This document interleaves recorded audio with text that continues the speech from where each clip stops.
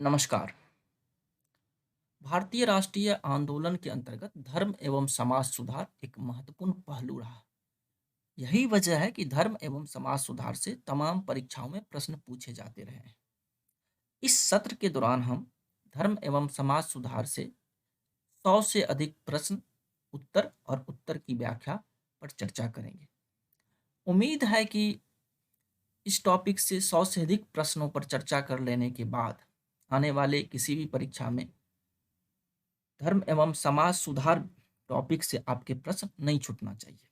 इस टॉपिक के अंतर्गत हम इस संस्थान में जो प्रैक्टिस सेट होते हैं उनके प्रश्नों को शामिल किया है, कुछ प्रीवियस ईयर में पूछे गए प्रश्नों को शामिल किया है, ताकि एक साथ 100 से अधिक प्रश्नों पर चर्चा हो सके।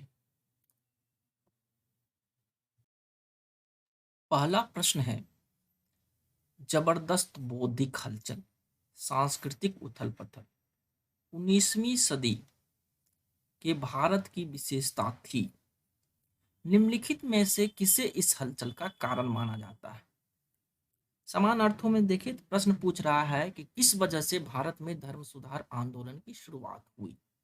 कहा जाता है कि भारत में धर्म सुधार आंदोलन भारत के संस्कृति में पढ़ने वाले पाश्चात्य संस्कृति का प्रभाव था। इसके साथ साथ भारतीयों में आत्मसम्मान एवं आत्मगौरव की प्राप्ति की इच्छा, मतलब यह क्रिया और प्रतिक्रिया दोनों का परिणाम था कि 19वीं शताब्दी में भारत में धर्म सुधार आंदोलन की शुरुआत हुई। यहाँ पर आंसर तो हो जाएगा पाश्चात्य संस्कृति का असर। लेकिन पाश्चात्य संस्कृति के असर के अंतर्गत कई बातें आती हैं, जैसे कि पश्चिमी शिक्षा, इस पश्चिम का लोकतांत्रिक मूल्य, पश्चिम का स्वतंत्रता, पश्चिम का बंधुत्व, ये सभी पाश्चात्य शिक्षा की देन थी। और इनके आधार पर भारतीयों ने अपने समाज में जो बुराई देखी उसे दूर करने का प्रयास किया। इसके साथ साथ भारतीयों में जो आत्मसम्मान और आत्मगौरव की बात आई, यानी कि विदेशी शक्ति के द्वारा पराजय की आशंका, उसके खिलाफ जो आत्मसम्मान और आत्मगौरव पैदा हुआ, उसने भी भारत के समाज सुधार आंदोलन को प्रेरित किया। तो इस प्रश्न का उत्तर यहाँ से हो जाता है। 19वीं शताब्दी में भारत की विशेषता थी, मतलब कि सामाजिक क्षेत्र और धार्मिक क्षेत्र में हम कई सुधार आंदोलन देखते हैं, विभिन्न धर्मों में सुधार आंदोलन देखते हैं। उसका आंसर हो जाएगा डी। अगले प्रश्न के अंतर्गत बहुत सारी कुरीतियां दी गई हैं, सती प्रथा, दास प्रथा, नरबली, ठगी प्रथा, और किसके समय में समाप्त हुई उससे मिलाने के लिए बोला जा रहा है। तो सती प्रथा, इस पर आगे भी काफी चर्चा होगी। ये विलियम बेंटिंग के समय हुई थी।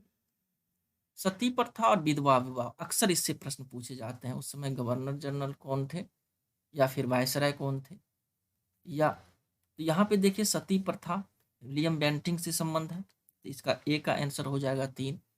उसके बाद दास प्रथा, इसका किससे संबंध था? नरबली प्रथा से किससे संबंध है? ठगी प्रथा से क्या संबंध? ये ठगी प्रथा जो कर्नल सलीमन है, इससे बार बार पूछा जाता है किसने इस प्रथा को समाप्त किया? सलीमन। और जिस तरह से सती प्रथा कई बार पूछा गया है, विलियम बेंटिंग के साथ संबंध है। इस आधार पे आप यदि मिलाइए तो एक का आंसर हो जाता है 3 और डी का आंसर 1, और आपका आंसर हो गया सी। ये बनाने का तरीका होता है, कम से कम जो बातें जानते हैं उस आधार पर हम अपने प्रश्न का उत्तर कैसे ढूंढ पाएंगे। अब आते हैं दास प्रथा। लॉर्ड एडमरो ने इसको समाप्त किया था। और नरबली प्रथा, लॉर्ड हार्डिंग। ये प्रमुख कुरीतियां हैं जिनकी समाप्ति हुई थी विभिन्न वायसराय या गवर्नर जनरल के समय, और इससे लगातार प्रश्न पूछे जाते हैं। इसीलिए इनको याद करने के अतिरिक्त कोई दूसरा विकल्प नहीं है। लेकिन यदि प्रमुख कुरीतियों को दूर करने वाले ना तो मैचिंग वाले प्रश्न आपसे बन जाएंगे। अब अगले प्रश्न की तरफ बढ़ते हैं। प्रश्न है कि बंगाल में अंग्रेजी शिक्षा प्राप्त युवाओं की प्रथम पीढ़ी को किसने सुकरात की तरह प्रभावित किया? आंसर पूछा जा रहा है। राजा राम मोहन राय, रविन्द्रनाथ टैगोर, अरविंद घोष। इसका आंसर हो जाएगा हेनरी विलियम डेरोजियो। यहाँ से एक बात समझना है कि पूछा भी गया है कई बार परीक्षाओं में कि भारत में समाज सुधार आंदोलन की शुरुआत किस राज्य से सबसे पहले होती है, तो इसका उत्तर होता है बंगाल।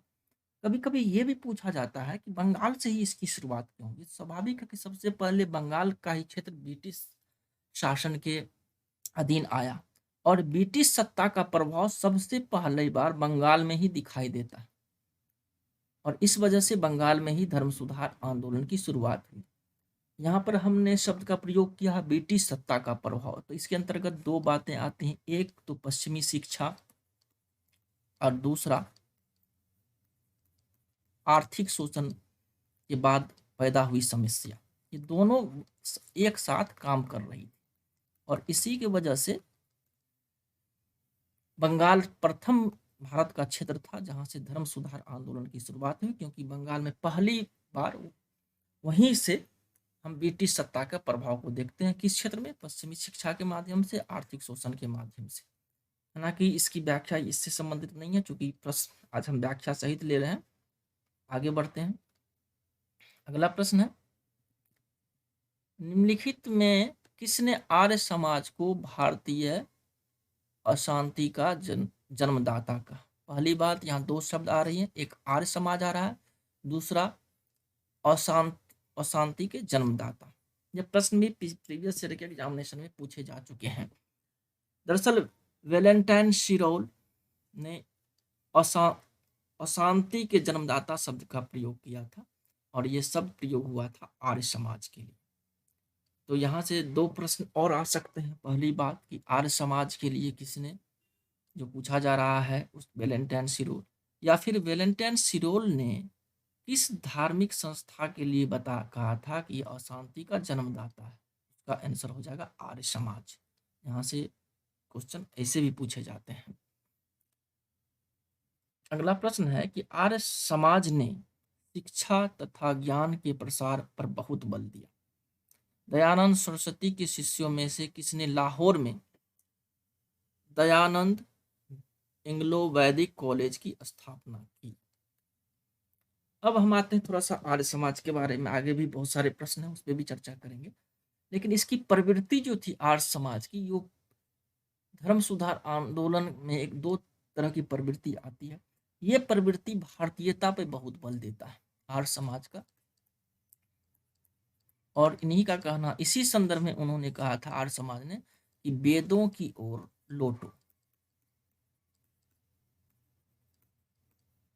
और इसका कहने का उद्देश्य ये था कि भारत में जो धर्म सुधार या समाज सुधार की प्रवृत्ति थी, उसमें देखा गया कि पश्चिमी सभ्यता की नकल की प्रवृत्ति आरंभ में काफी देखी गई, जबकि आर्य समाज का कहना था कि हमारी प्राचीन संस्कृति या सभ्यता दोनों इतनी उन्नत है कि हमें पश्चिमी सभ्यता की नकल करने की आवश्यकता नहीं है समाज के आधुनिकीकरण करने के लिए या फिर धर्म में आई कुरीतियों को दूर करने के लिए। और इसी संदर्भ में उन्होंने वेदों की ओर लौटो का नारा भी दिया था। ये भी क्वेश्चन पूछा जाता है कि धर्म सुधार के अंतर्गत वेदों की ओर लौटो का नारा लगा, का आंसर हो जाएगा आर्य समाज।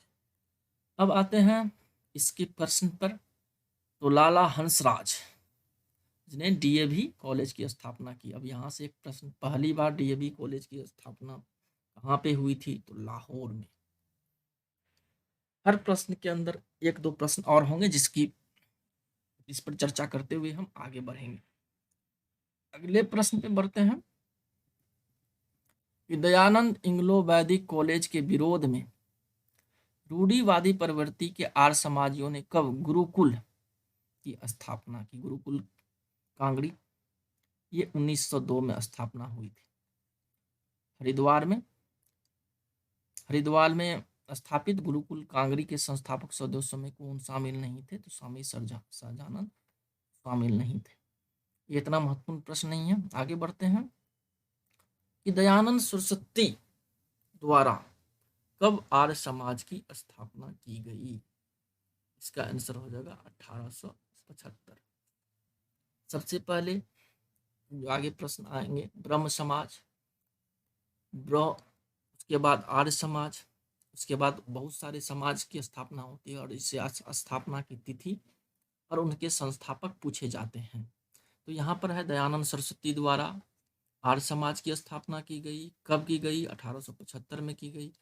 यहाँ इस प्रश्न की व्याख्या समाप्त होते आगे बढ़ते हैं। वेदों के गहन अध्ययन के बाद स्वामी जी इस निष्कर्ष पे पहुंचे कि वेद ईश्वरीय ज्ञान है, आर्य श्रेष्ठ जन है, भारत की भूमि विशिष्ट भूमि है।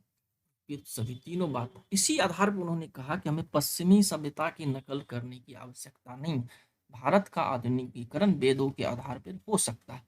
क्यों? वेद ईश्वरीय ज्ञान है, वे आर्य श्रेष्ठ जन थे, भारत का भूमि विशिष्ट भूमि था। और इसका आंसर हो जाएगा उपयुक्त सभी। आगे बढ़ते हैं। बंबई के अतिरिक्त आर्य समाज का मुख्यालय कहाँ पर स्थित था? तो लाहौर में स्थित था। अब यहीं पर प्रश्न आता है कि आर्य समाज का मुख्यालय कहाँ था? तो आर्य समाज का मुख्यालय मुंबई में था।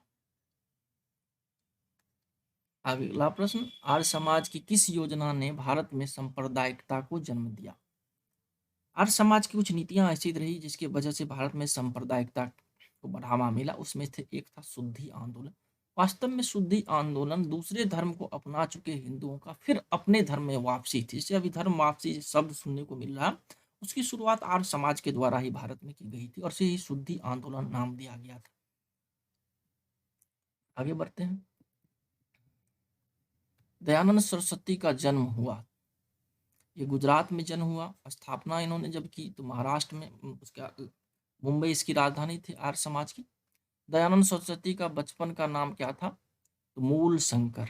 इनके बचपन का नाम मूल शंकर था।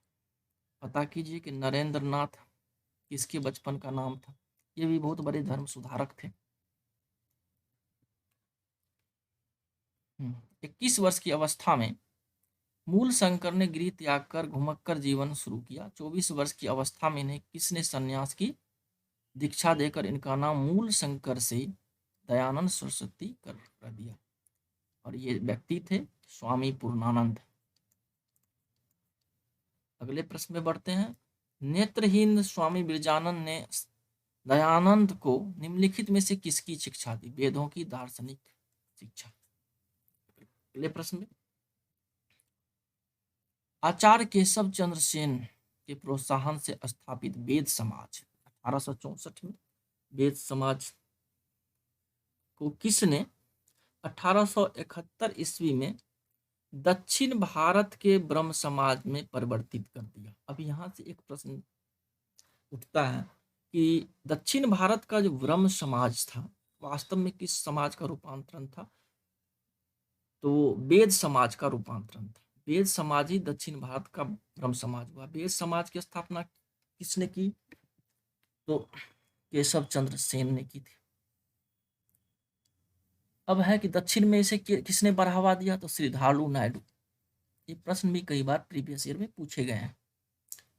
अगले प्रश्न में बढ़ते हैं। निम्नलिखित में से किसके प्रयासों से 1872 में ब्रह्म विवाह अधिनियम कानून का दर्जा प्राप्त किया? तो केशव चंद्र सेन। एक प्रश्न यहाँ से भी कि ब्रह्म विवाह अधिनियम कब आया? 1872 में। उसके बाद इसको लाने में किसने सहायता की? तो आचार्य केशव चंद्र सेन ने। ब्रह्म विवाह के अंतर्गत आयु का पहली बार निर्धारण किया गया था महिलाओं और पुरुषों के लिए।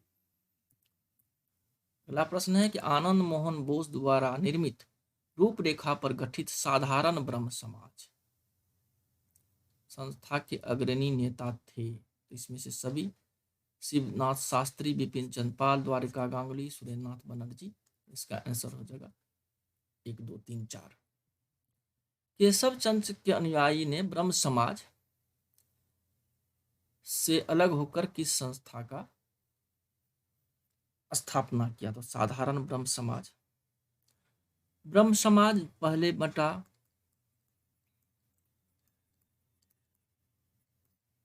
वेद समाज में और फिर वेद समाज बटा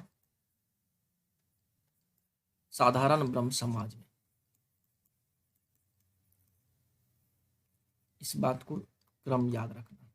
ब्रह्म समाज वेद समाज में, वेद समाज साधारण ब्रह्म समाज में, और ब्रह्म समाज की स्थापना किसने की, वेद समाज की स्थापना किसने की, और साधारण ब्रह्म समाज की स्थापना की, अक्सर पूछे जाते हैं।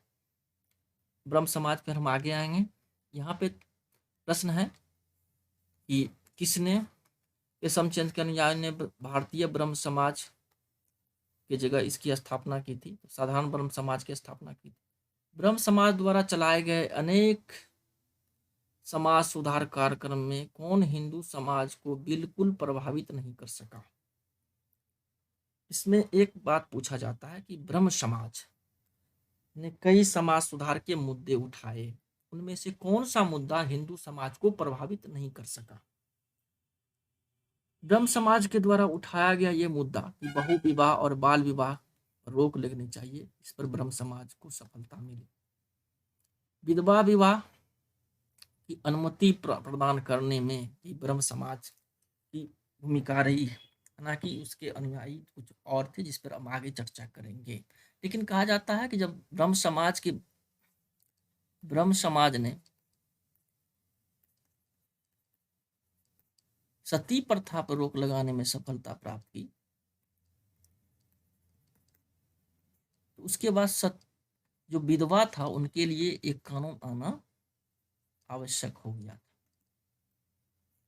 मतलब कि ब्रह्म समाज का सती प्रथा पर रोक लगाने का प्रयास सफल रहा, और सती प्रथा पर रोक लगने के बाद विधवाओं की स्थिति में सुधार के लिए फिर विधवा विवाह की अनुमति दी गई। इस तरह से ब्रह्म समाज ने विधवा विवाह अनुमति में अपना योगदान दिया। आगे बढ़ते हैं। इसमें है, पूछा तो जा रहा है कि किसमें उन्हें विफलता मिली। तो भारतीय समाज बहुदेववादी समाज है, जबकि ब्रह्म समाज एकेश्वरवाद पर बल देता था, और यहाँ पर ब्रह्म समाज को सफलता नहीं मिली। मतलब एकेश्वरवाद और मूर्ति पूजा का दोनों बातें थी।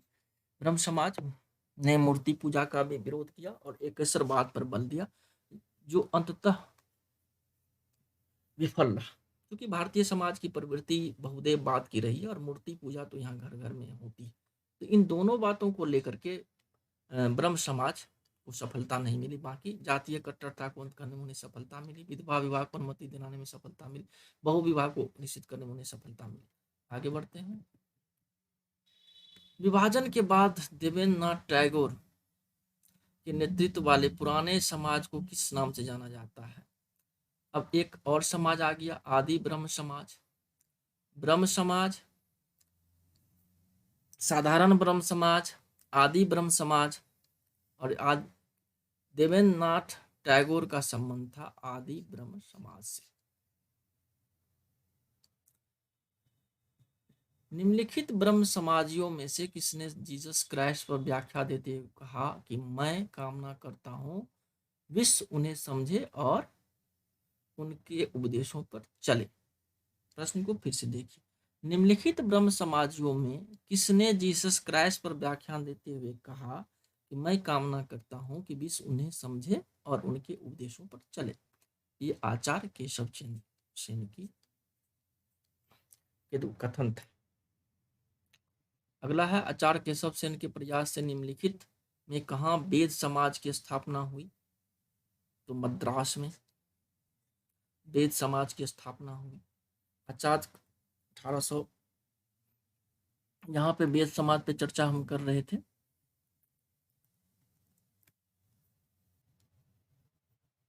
कि आचार्य केशव चंद्र सेन ने जो है वेद समाज की स्थापना की, तो मद्रास में की थी 1864 में। और फिर अगला प्रश्न है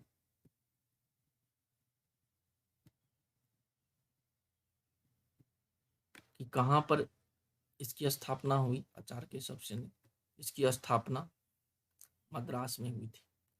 अगला प्रश्न है कि 1870 में अपने इंग्लैंड प्रवास के दौरान केशव चंद्र सेन की मुलाकात हुई थी। ये इतना महत्वपूर्ण क्वेश्चन नहीं है, लेकिन जेम्स मिल, मैक्स मुलर, ग्लेनस्टोन सभी से इनकी मुलाकात हुई थी। अगला प्रश्न है, ब्रह्म समाज से जुड़े किस पाक्षिक पत्र को अंग्रेजी की प्रथम दैनिक समाचार पत्र होने का सम्मान प्राप्त है। Indian mirror. ये ब्रह्म समाज द्वारा प्रकाशित अंग्रेजी की पत्रिका थी। पूछा भी जाता है कि इंडियन मिरर को किसने प्रकाशित किया, तो ब्रह्म समाज के द्वारा। अगला प्रश्न है, निम्नलिखित में से किसने इंडियन मिरर का संपादन किया, तो आचार्य केशव चंद्र सिंह। दो प्रश्न, इंडियन मिरर संपादित होती थी, ब्रह्म समाज के द्वारा निकाली गई अंग्रेजी पत्रिका थी और इसके संपादक थे आचार्य केशव चंद्र सिंह। अगला प्रश्न है, ब्रह्म समाज को अखिल भारतीय स्तर के आंदोलन के रूप में विकसित करने का श्रेय जाता है। ब्रह्म समाज के संस्थापक कोई और थे और ब्रह्म समाज को अखिल भारतीय स्वरूप देने वाले व्यक्ति कोई और थे, और इससे प्रश्न का आंसर बन जाता। संस्थापक स्वाभाविक है कि राजा राम मोहन राय, और उन्हें अखिल भारतीय स्वरूप देने वाले व्यक्ति कौन थे, आचार्य केशव चंद्र सिंह। दक्षिण भारत में भी ब्रह्म समाज को प्रसारित करने का श्रेय जब पूछा जाता है तो उसका भी आंसर होता है केशव चंद्र सिंह, क्योंकि इन्होंने मद्रास में इसका काफी प्रचार किया था। अगला प्रश्न है, देवेंद्रनाथ टैगोर के बारे में कौन सा कथन सही है। इसके द्वारा ब्रह्म धर्म नामक एक धार्मिक पुस्तक का संकलन किया गया। इन्होंने उपासना हेतु ब्रह्म स्वरूप या ब्रह्म उपासक की शुरुआत की। शिमला स्थित पहाड़ों में से लगभग 2 वर्षों तक एकांत में रहे, उपयुक्त में से सभी। अगला प्रश्न है कि निम्नलिखित में से किसके द्वारा केशव चंद्र सेन को ब्रह्म समाज का आचार्य नियुक्त किया गया। पहला प्रश्न कि केशव चंद्र सेन अपनी संस्था स्थापित करने से पहले ब्रह्म समाज से जुड़े थे और ब्रह्म समाज का आचार्य इन्हें नियुक्त किया था देवेंद्रनाथ टैगोर ने, जिन्होंने आदि ब्रह्म समाज की स्थापना की थी। आगे बढ़ते हैं। तत्कालीन 19वीं सदी आध्यात्मिक तथा सामाजिक समस्याओं पर विचार हेतु किसके द्वारा सत्संग सभा की स्थापना की गई, आचार्य केशव चंद्र सेन। ये दूसरी संस्था होगी आचार्य केशव चंद्र, एक संगत सभा की स्थापना की। इससे पहले हम देख चुके हैं कि वेद समाज का भी संबंध केशव चंद्र सेन से था। अगले प्रश्न की तरफ बढ़ते हैं। निम्नलिखित में से किसने राजा राम मोहन राय को अग्रदूत की उपाधि दी। अक्सर पूछा जाता है कि राजा राम मोहन राय को अग्रदूत क्यों कहा जाता है। स्वाभाविक है, धर्म सुधार आंदोलन के लिए, या फिर निम्न में से किस समाज सुधारक को हम अग्रदूत कहते हैं, तो राजा राम मोहन राय। लेकिन प्रश्न है कि अग्रदूत किसने कहा था, तो सुभाष चंद्र बोस ने इन्हें अग्रदूत कहा था। लेकिन इतने टफ क्वेश्चन नहीं पूछे जाते हैं, सीधा सा पूछा जाता है किसे हम समाज सुधार का अग्रदूत कह सकते हैं, तो राजा राम मोहन राय। किसे समाज सुधार का अग्रदूत माना जाता है, तो राजा राम मोहन राय। अगले प्रश्न में आते हैं कि राजा राम मोहन राय की मृत्यु के तत्काल बाद ब्रह्म समाज का नेतृत्व किसके पास गया। ब्रह्म समाज की स्थापना राजा राम मोहन राय के द्वारा की गई थी। कहीं पर इसकी तिथि मिलती है 1828, कहीं पे मिलती है 1829। ब्रह्म समाज की स्थापना के बारे में दोनों तिथि एक साथ कभी नहीं रहती। ब्रह्म समाज राजा राम मोहन राय की मृत्यु के बाद केशव चंद्र सेन के हाथ में नहीं गया था, इसीलिए यह प्रश्न महत्वपूर्ण हो जाता है और इसका उत्तर होता है महर्षि द्वारकानाथ टैगोर। आगे चल करके आचार्य केशव चंद्र सेन इसके प्रधान बनते हैं और फिर इस संस्था से अलग भी हो जाते हैं। निम्नलिखित में से किसके द्वारा जुरांशकानी कलकत्ता में तत्वबोधनी समाज की स्थापना कर तत्वबोधनी पत्रिका का प्रकाशन किया गया। दो प्रश्न, किसने तत्वबोधनी समाज की स्थापना की और तत्वबोधनी पत्रिका का प्रकाशन आरंभ किया, उत्तर हो जाएगा देवेंद्रनाथ टैगोर। अगला प्रश्न है कि राजा राम मोहन राय कि अनेक सहयोगियों में कौन शामिल नहीं है? सभी लोग शामिल थे, Dwarkanath Tagore, Alexander Duff, David Hare नहीं है तो गोपाल हरि देशमुख। का संबंध महाराष्ट्र के धर्म सुधार आंदोलन से रहा। यहाँ पर एक महत्वपूर्ण है, अक्सर राजा राम मोहन राय का उल्लेख होता है। ये राजा की उपाधि पूछा जाता है कि राजा राम मोहन राय को किसने दी थी, कई बार पूछा भी। तो राजा राम मोहन राय को राजा की उपाधि दी गई थी अकबर द्वितीय द्वारा। ये अकबर द्वितीय के दूत बन करके ब्रिटेन गए थे और इसी वजह से राजा राम मोहन राय को इन्होंने, अकबर द्वितीय ने राजा की उपाधि दी थी। अकबर द्वितीय राजा राम मोहन राय द्वारा स्थापित संस्थान ब्रह्म समाज सामाजिक सुधार कार्यों में निम्नलिखित में से क्या शामिल नहीं था? पाश्चात्य शिक्षा का प्रसार निश्चित तौर पर यह शामिल था। ये इन्होंने पश्चिमी सभ्यता संस्कृति की श्रेष्ठता के सिद्धांत को स्वीकार किया था ब्रह्म समाज ने। उसके बाद है कि मनुष्य की गरिमा पर बल, जाति पाति का विरोध, ये भी सही है। उसके बाद है मूर्ति पूजा का इन्होंने विरोध किया था, एक ईश्वरवाद पर इन्हें बल देते थे, लेकिन इन्होंने वेदों को अविश्वसनीय करार नहीं दिया, इसलिए ये गलत हो जाएगा। अगला प्रश्न है, राजा राम मोहन राय के संबंध में निम्नलिखित को कालक्रमेण समझाइए। ब्रिटिश यूनिटेरियन एसोसिएशन आत्मीय सभा 1814 में इसकी स्थापना की थी राजा राम मोहन राय ने। वेदांत सूत्र का अंग्रेजी में अनुवाद किया, ये भी सही है। ब्रह्म समाज की स्थापना, लेकिन यहाँ पूछा जा रहा है कालक्रम क्या है, तो सबसे पहले 2, उसके बाद 3, उसके बाद 1, उसके बाद 4। इतना टफ क्वेश्चन अब नहीं पूछे जाते हैं, अधिक से अधिक पूछा जाता है आत्मीय सभा के बारे में। अगला प्रश्न है, शैक्षिक कार्यक्रमों को विस्तार देने के लिए निम्नलिखित में से किसे राजा राम मोहन राय ने अपना सहयोग प्रदान किया? डेविड हेयर, जिन्होंने आगे चलकर अपनी एक खुद संस्था बनाई थी, जिस पर हम आगे चर्चा करेंगे। अगला क्वेश्चन, 1828 में राजा राम मोहन राय द्वारा ब्रह्म समाज की स्थापना की गई थी, स्थान कलकत्ता। निम्नलिखित में ब्रह्म समाज के उद्देश्यों में शामिल नहीं था, तो ये क्वेश्चन ले चुके हैं।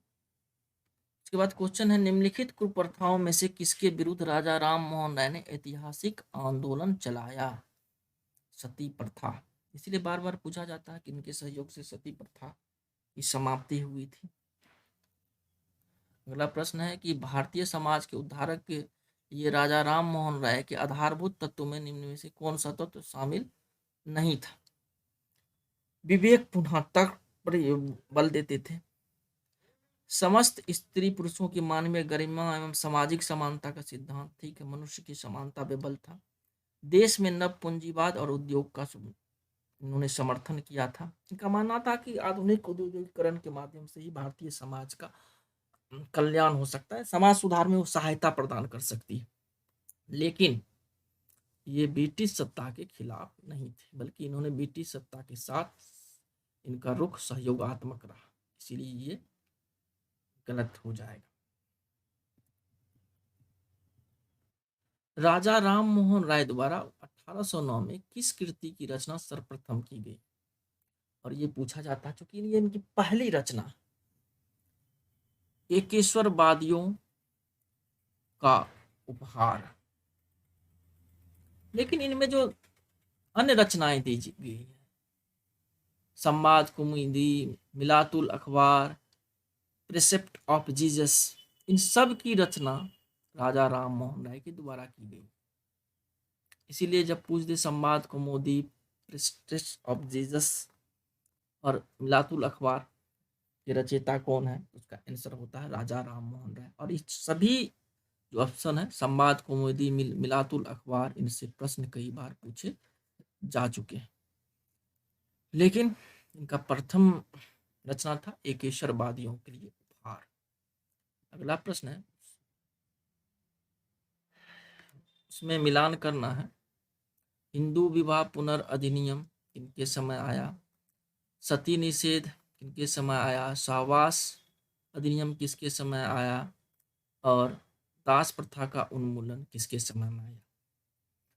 यहाँ पे एक पहली प्रश्न में हम चर्चा कर रहे थे दास प्रथा का उन्मूलन एडमनो के द्वारा हुआ था, लेकिन गवर्नर जनरल कुछ कोई और थे।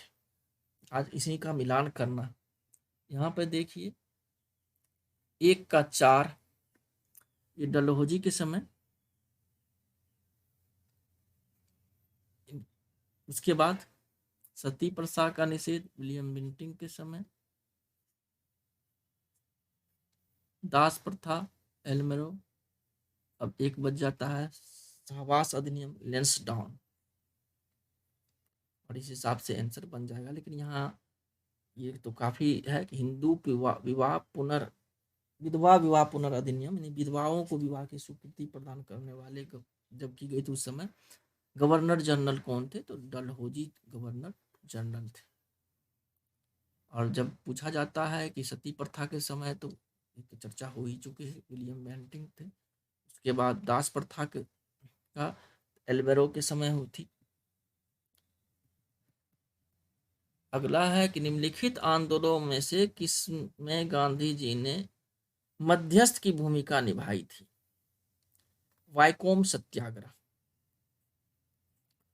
ये सत्याग्रह था जिसमें गांधी जी ने मध्यस्थ की भूमिका निभाई थी। अगला प्रश्न है ज्योतिबा फूले के बारे में कौन सा कथन सत्य है। उन्होंने ब्राह्मणों के प्रभुत्व को नकारा, सही बात है। महाराष्ट्र के निम्न जातियों के वे महान नेता थे, सही बात है। निम्नलिखित जातियों के उत्थान के लिए उन्होंने जीवन भर संघर्ष किया, सही बात है। और उपयुक्त में से सभी। दलितों उत्थान हेतु दलित वर्ग मिशन सोसाइटी की स्थापना 1906 कहाँ हुई थी, तो महाराष्ट्र में हुई थी, मुंबई। अब पूछा जा सकता है दलित वर्ग मिशन सोसाइटी की स्थापना किस ईस्वी में हुई, 1906 ईस्वी में हुई।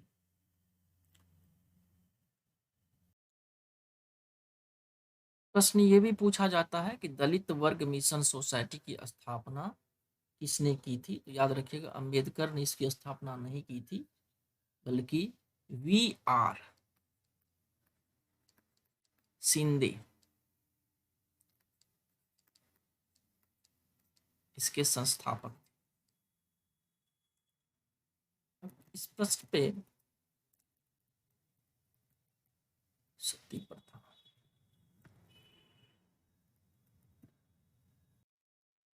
ज्योतिबा फूले से 2 प्रश्न और भी पूछे जाते हैं, इनकी संस्था का नाम और इनकी पुस्तक।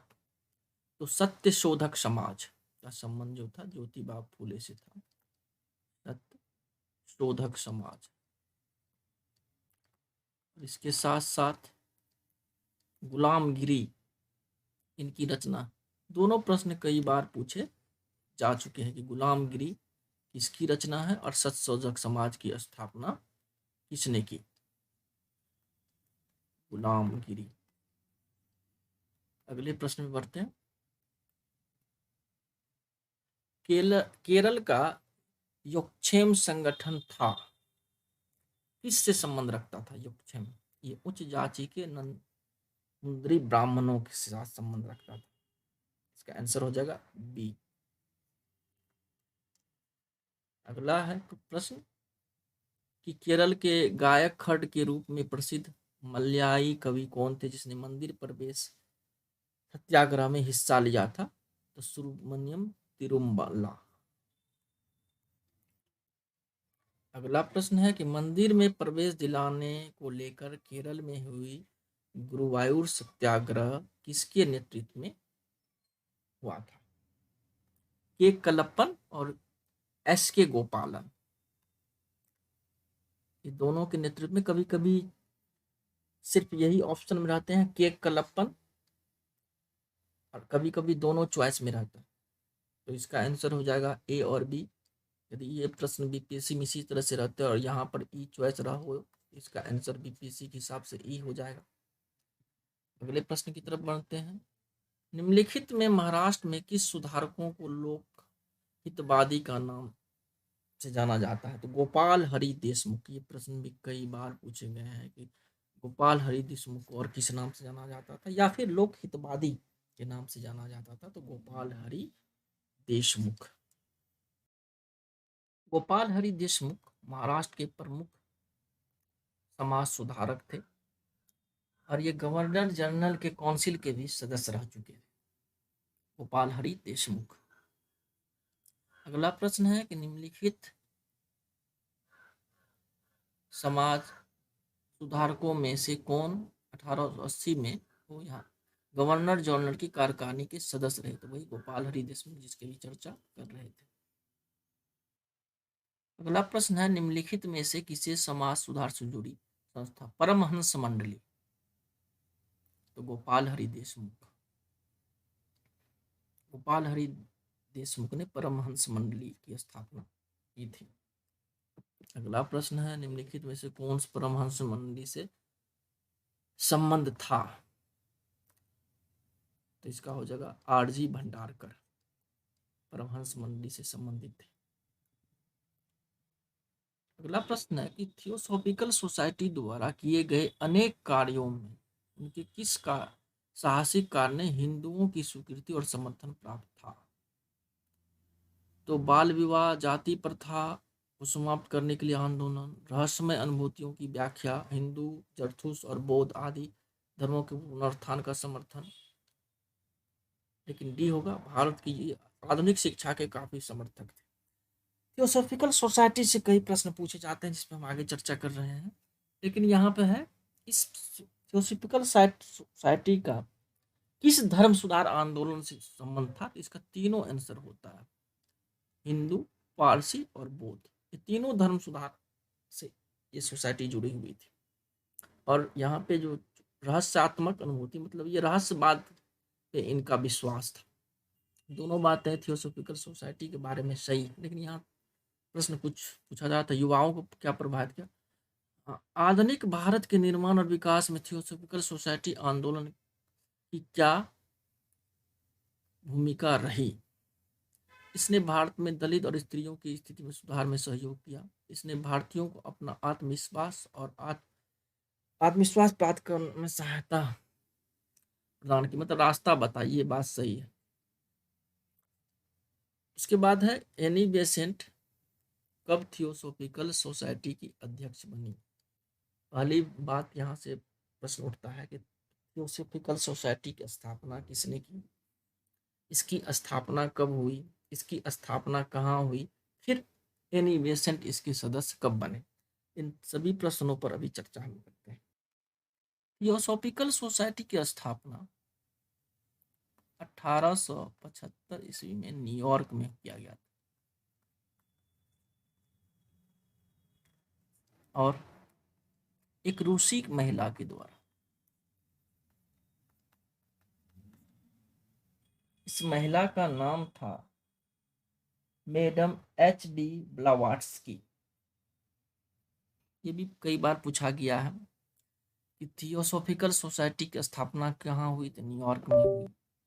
एक बार बड़ा रोचक प्रश्न पूछा गया था कि थियोसॉफिकल सोसाइटी का अंतरराष्ट्रीय मुख्यालय कहाँ? इसका अंतरराष्ट्रीय मुख्यालय मुंबई में है। क्योंकि इसकी स्थापना न्यूयॉर्क में हुई है तो इसके लिए बॉम्बे अंतरराष्ट्रीय हो गया। बहुत सारे लोगों ने इसका उत्तर उस समय न्यूयॉर्क दिया था, लेकिन गलत होगा, क्योंकि इसकी स्थापना न्यूयॉर्क में हुई और मुंबई इसके लिए अंतरराष्ट्रीय हो गया। बार बार पूछा ही जाता है मैडम ब्लावाट्स्की के बारे में, इसने स्थापना कब की। और एक प्रश्न चूंकि इसकी स्थापना भी चर्चा कर रहे थे कि मुंबई मद्रास में की गई थी। अब यहाँ पे प्रश्न है कि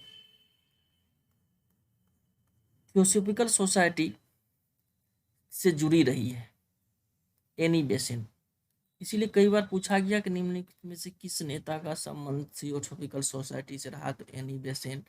या फिर एनी बेसेंट किस धार्मिक संस्था से जुड़ी रही? तो वो उसका आंसर होता है थियोसॉफिकल सोसाइटी। अगले प्रश्न पे जाते हैं। अगला प्रश्न है कि थियोसॉफिकल सोसाइटी की धार्मिक शिक्षाओं में कौन शामिल नहीं है? स्वाभाविक है, इन्होंने कर्मकांड और जाति प्रथा का विरोध किया। इनका पुनर्जन्म और आत्मा में विश्वास था। ये रहस्यवादी शक्तियों में ये विश्वास करते थे। ये भी सही है। बहुदेववाद में विश्वास, ये बात यहाँ पर इनकी गलत है। सार्वभौमिक बंधुत्व में विश्वास, इसका आंसर हो जाएगा शामिल नहीं है बहुदेववाद में विकास। मद्रास में स्थापित प्रजामित्र मंडली के संस्थापक कौन थे? CR रेड्डी प्रजामित्र मंडली के संस्थापक थे। अगला है ईस्वी मिलान करना है, इसीलिए कहते हैं कि सती प्रथा के बारे में कहीं कहीं 28 आता है, कहीं कहीं 29 आता है, लेकिन दोनों ईस्वी एक साथ नहीं होती। ज्यादा उपयुक्त 28 ही सही है। चलिए, कन्यावध जो हुई थी तो 1802 में इसका अंत कर दिया गया था। सती प्रथा 29 में, 28 में ब्रह्म समाज की स्थापना, उसके बाद 1829 में सती प्रथा का अंत हुआ। उसके बाद विधवा विवाह अधिनियम 1856 में।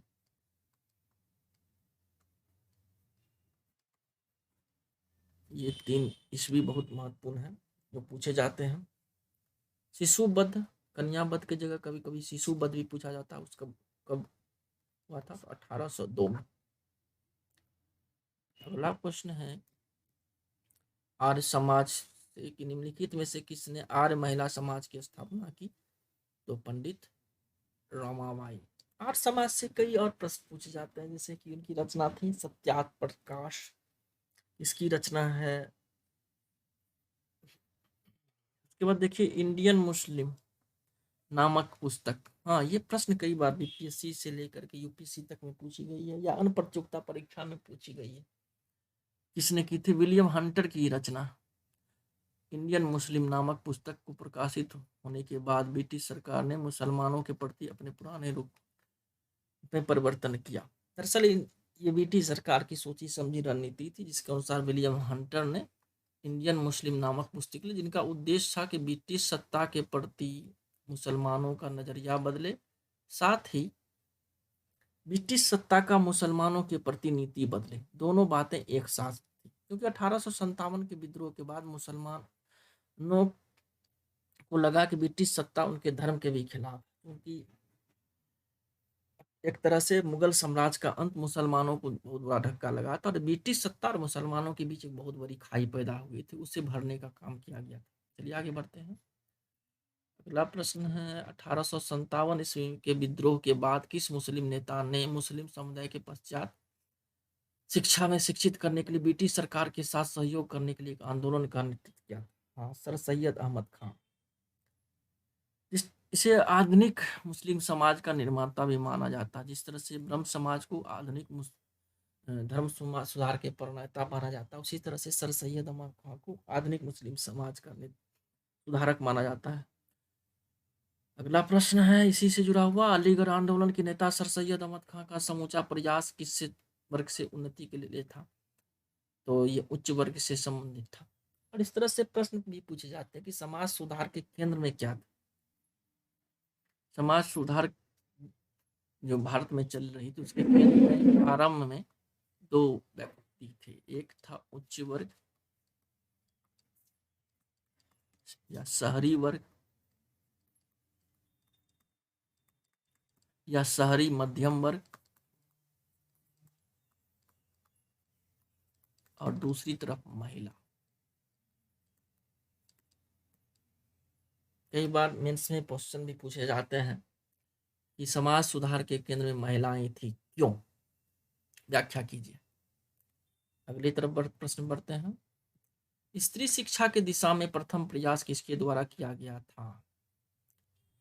चॉइस को देखिए, लगता है कि इसका चॉइस ईश्वरचंद विद्यासागर हो सकता है, क्योंकि उन्होंने कई महिला स्कूलों की स्थापना की, लेकिन इसका चॉइस होगा ईसाई मिशनरी। पहला प्रयास ईसाई मिशनरियों के माध्यम से किया गया। अब अगले प्रश्न में आते हैं। कि भारत में प्रथम महिला विश्वविद्यालय की स्थापना की गई थी? तो प्रोफेसर डीवी कर्वे के द्वारा। प्रोफेसर डी के कर्वे महाराष्ट्र के बड़े समाज सुधारक थे। वो महिला शिक्षा, विधवा विवाह के समर्थक रहे और महिला बालिकाओं के लिए उसने विद्यालय की स्थापना की। आगे चलकर उन्होंने 1907 में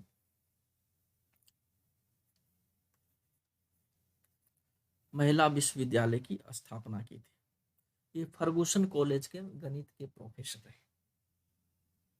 अगला प्रश्न, सम्मिलित यानी एज ऑफ कॉन्सेंट एक्ट किसके प्रयत्नों से पारित हुआ? यह है बहराम जी महलमारी। एक एक्ट इससे पहले भी आया था जिसे कहा जाता है शारदा एक्ट।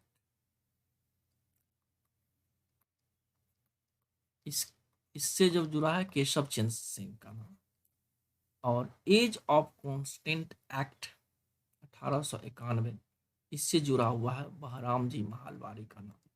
दोनों से बार बार इस तरह से प्रश्न पूछे गए हैं कि शारदा एक्ट से किसका संबंध रहा है और बहराम जी महलवारी एक्ट से किसका संबंध रहा है। ये एक्ट 1872 में आई थी। अगला प्रश्न है एज ऑफ कॉन्स्टेंट एक्ट, इसमें क्या क्या अधिनियम में है?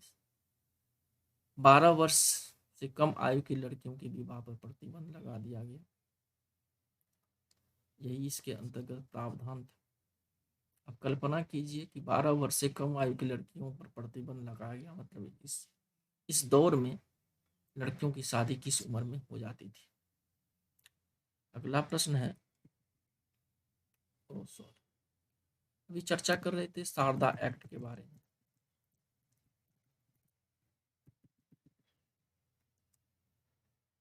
ये दरअसल बाद में आए सीमित विवाह अधिनियम एक्ट,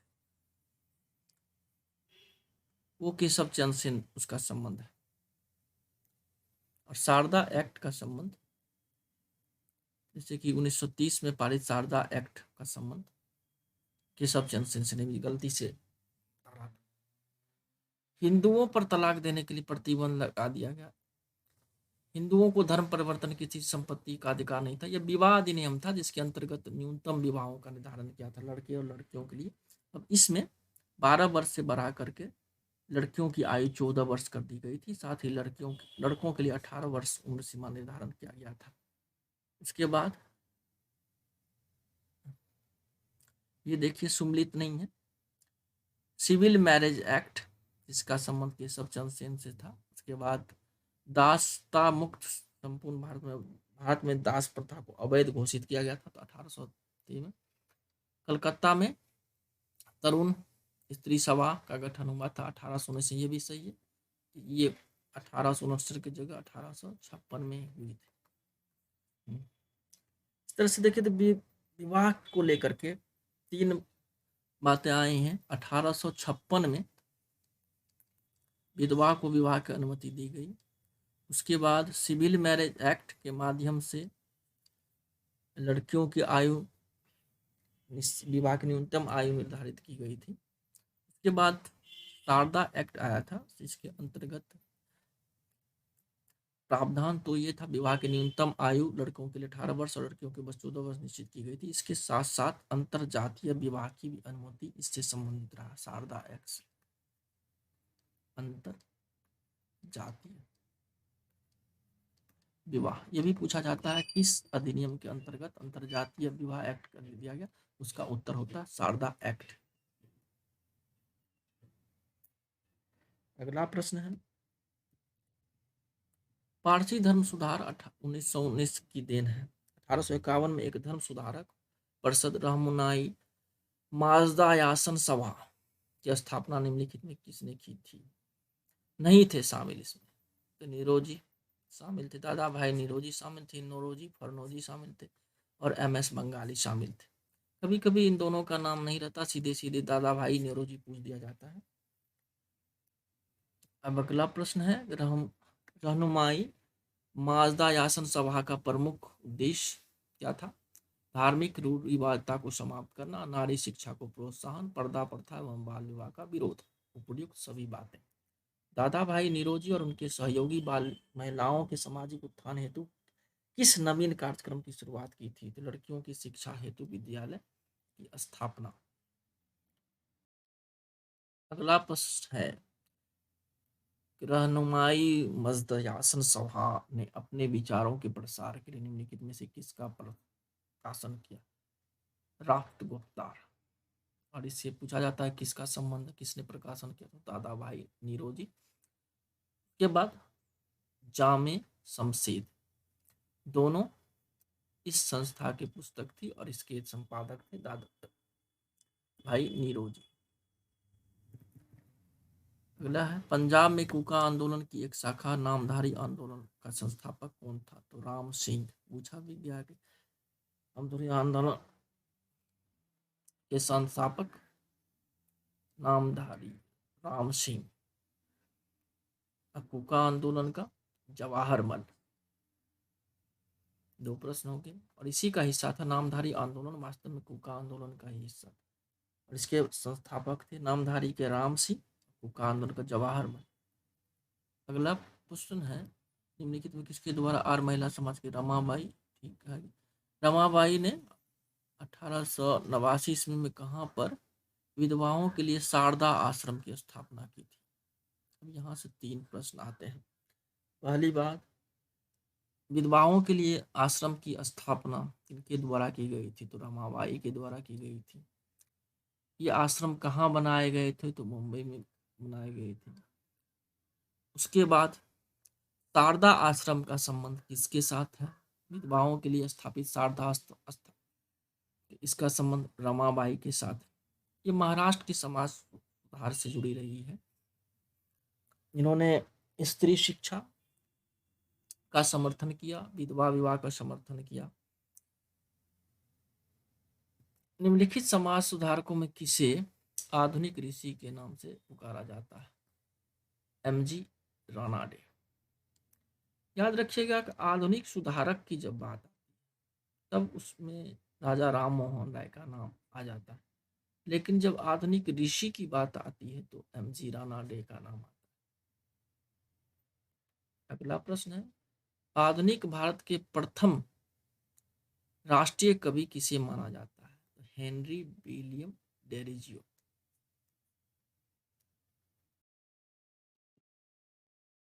एक प्रश्न और आता है, ये यंग बंगाल आंदोलन,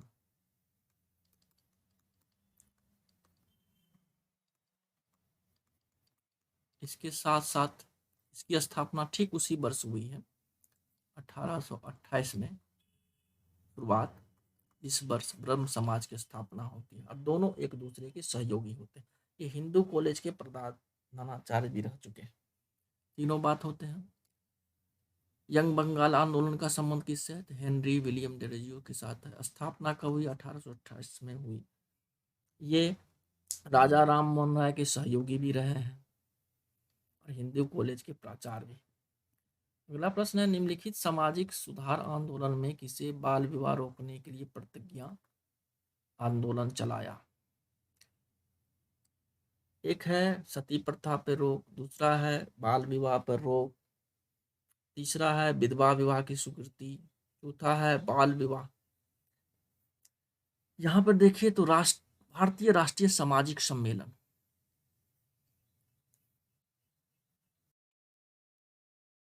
इस संगठन ने एक तरफ बाल विवाह का विरोध किया, दूसरी तरफ अंतरजातीय विवाह का समर्थन किया। मतलब शारदा एक्ट में जो बातें आई है उसकी चर्चा सबसे पहली बार भारतीय राष्ट्रीय सम्मेलन के अंतर्गत हम देखते हैं। और इसके संस्थापक की बात कर ले तो एमजी रानाडे और रघुनाथ राव इसके संस्थापक थे।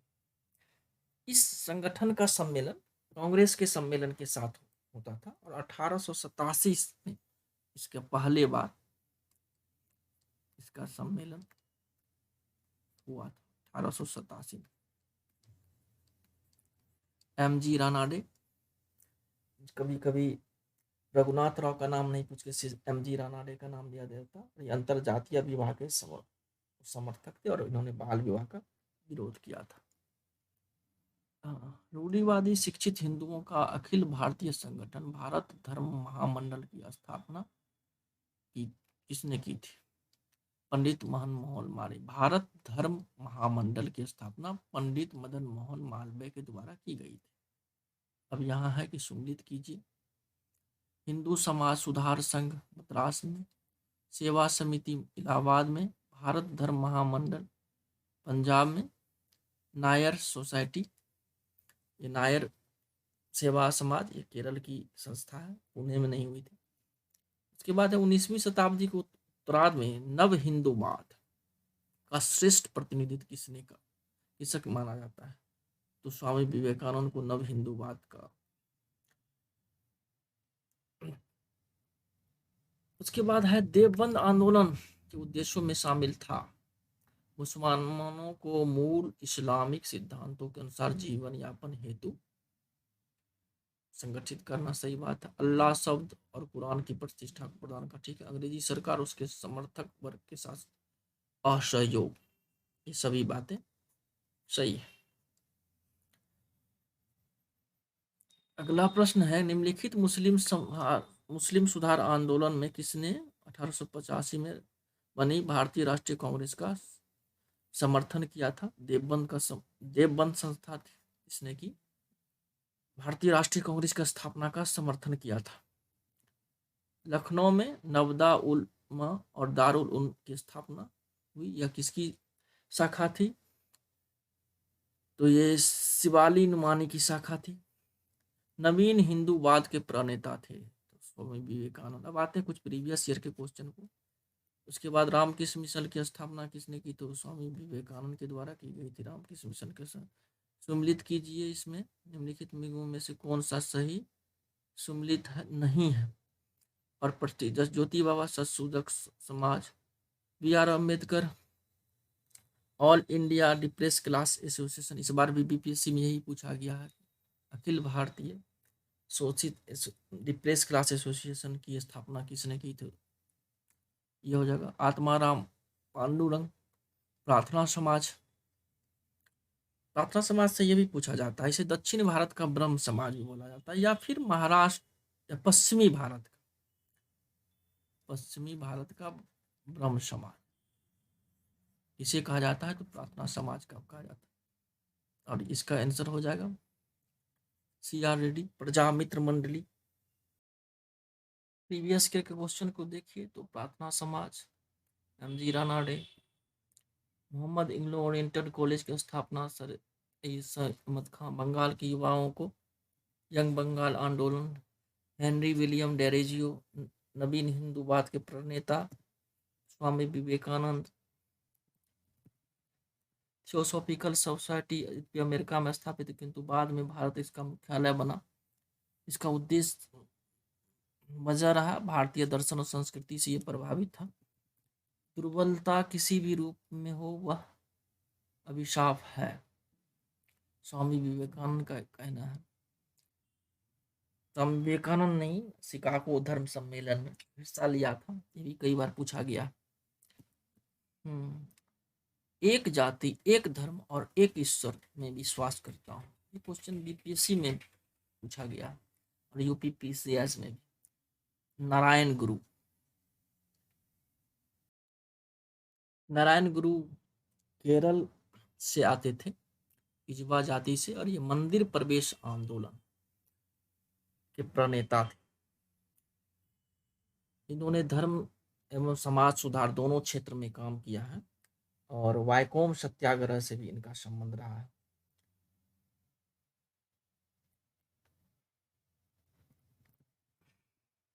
ब्रह्म समाज को आध्यात्मिक रूप किसने दिया? हाँ, एक प्रश्न। ब्रह्म समाज की स्थापना राजा राम मोहन राय। ब्रह्म समाज को आध्यात्मिक रूप किसने दिया? तो देवेंद्र नाथ टैगोर ने। ब्रह्म समाज को अखिल भारतीय स्वरूप किसने दिया? तो केशव चंद्र सेन ने। ये तीनों प्रश्न के उत्तर अलग अलग होते हैं।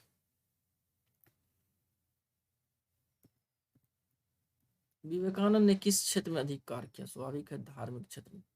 अगला प्रश्न है, आर्य समाज और रामकृष्ण मिशन की शिक्षाओं में अंतर है? तो यह है मूर्ति पूजा। आर्य समाज मूर्ति पूजा के विरोधी थे, जबकि रामकृष्ण मिशन मूर्ति पूजा के समर्थक थे। थियोसॉफिकल सोसाइटी यद्यपि अमेरिका मनी, ये क्वेश्चन ले चुके हैं। उसके बाद है कि धर्म सभा, वेद समाहरस, राधा स्वामी सत्संग, ये भी महत्वपूर्ण क्वेश्चन है कि शिव दयाल अग्निहोत्री इनके संस्थापक थे। भारत महिला संघ, रमाबाई,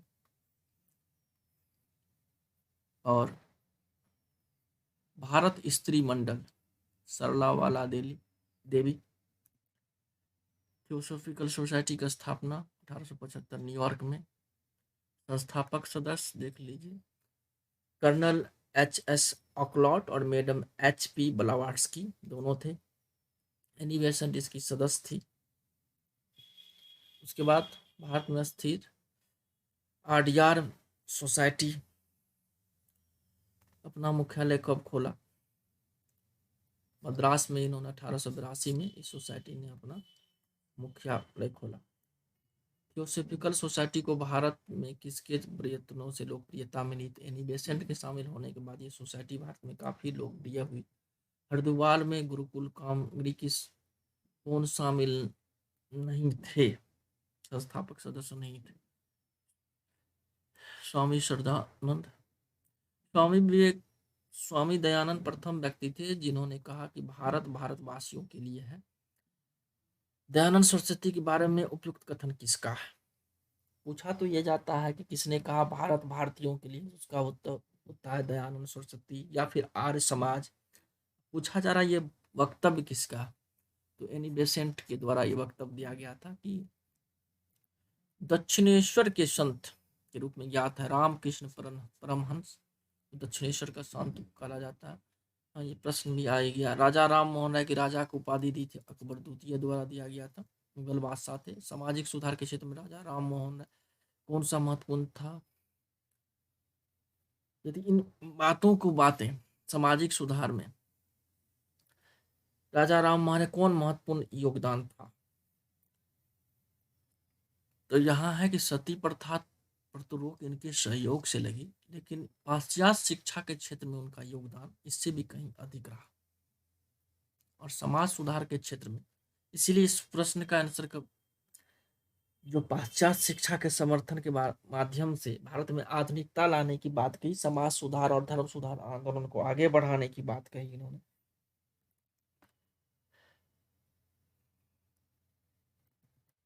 निम्नलिखित में से कौन किसने राजा राम मोहन राय से संबंधित नहीं थे? भी चर्चा कर ही रहे थे।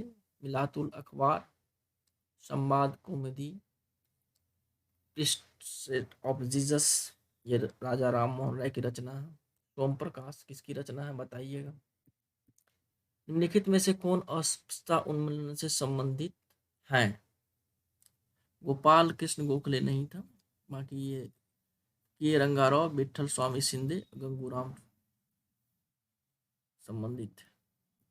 अगला प्रश्न है कि स्वामी दयानंद सरस्वती ने आर्य समाज की स्थापना महाराष्ट्र मुंबई में की थी। तत्वबोधनी समाज देवेंद्रनाथ टैगोर के द्वारा स्थापित की गई थी।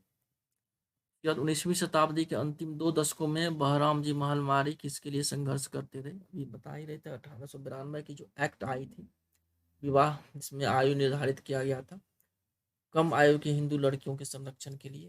उसके बाद है बंगाल में तत्वबोधनी सभा की स्थापना किसने की थी? तत्वबोधनी देवेंद्रनाथ टैगोर के द्वारा तत्वबोधनी समाज की स्थापना हुई थी। निम्नलिखित में से किस सामाजिक धार्मिक आंदोलन ने भारत भारतीयों के कहा था? चर्चा करी थी आर्य समाज के द्वारा। उसके बाद महाराष्ट्र में किसने window marriage association, Mahadev Govind Ranade, इसे महाराष्ट्र का सुकरात भी कहा जाता है। 1906 में बंबई में प्रथम भारतीय महिला विश्वविद्यालय, चर्चा बीच हो ही रही थी, मुंबई में स्थापना हुई D.K. कर्वे के द्वारा। उसके बाद हालांकि वहां तिथि 1907, यहाँ पूछा जा रहा है 1906 में। जबकि 1907 में इसकी स्थापना हुई थी। इसके बाद हंटर कमीशन प्राथमिक शिक्षा से संबंधित है। निम्नलिखित में से कौन सा युग में सम्मिलित है? दयानंद सरस्वती आर्य समाज सही है, पांडुरंग प्रार्थना समाज सही है, आदि ब्रह्म समाज गलत। ब्रह्म समाज की स्थापना की थी विवेकानंद। रामकृष्ण मिशन सही है। 1861 में आगरा में राधा स्वामी सत्संग शिव दयाल सिंह के द्वारा इसकी स्थापना की गई थी। उसके बाद महाराष्ट्र में किसने वीडो रीमैरिज एसोसिएशन चलाया? तो गोविंद महादेव रानडे। ये भी निम्नलिखित में से किसे एक से ईश्वरचंद विद्यासागर का घनिष्ठ संबंध है? हाँ, विधवा विवाह अधिनियम को पारित कराने में ईश्वरचंद विद्यासागर का घनिष्ठ संबंध है। उसके बाद वेदों की ओर लौटे तो दयानंद सरस्वती। लाहौर में एंग्लो इंडियन कॉलेज की स्थापना लाला हंसराज के द्वारा की गई थी। डीएवी कॉलेज का स्थापना अलीगढ़ विश्वविद्यालय की स्थापना किसने की थी? सर सैयद अहमद खान के द्वारा की गई थी। अगला मिलान कीजिए। क्या है? M G Ranade, Indian National and Social Conference, Jyotiba Phule एक, पंडित रमाबाई आर महिला समाज 3, डीवी कर्वे पूना में विधवा आश्रम की स्थापना की थी और मुंबई में महिला विश्वविद्यालय की। दोनों पूछा जाता है कि डीवी पूना में विधवा आश्रम। गोपाल कृष्ण गोखले से प्रश्न नहीं आया जो 1905 में सर्वेंट ऑफ इंडिया सोसाइटी की स्थापना की थी।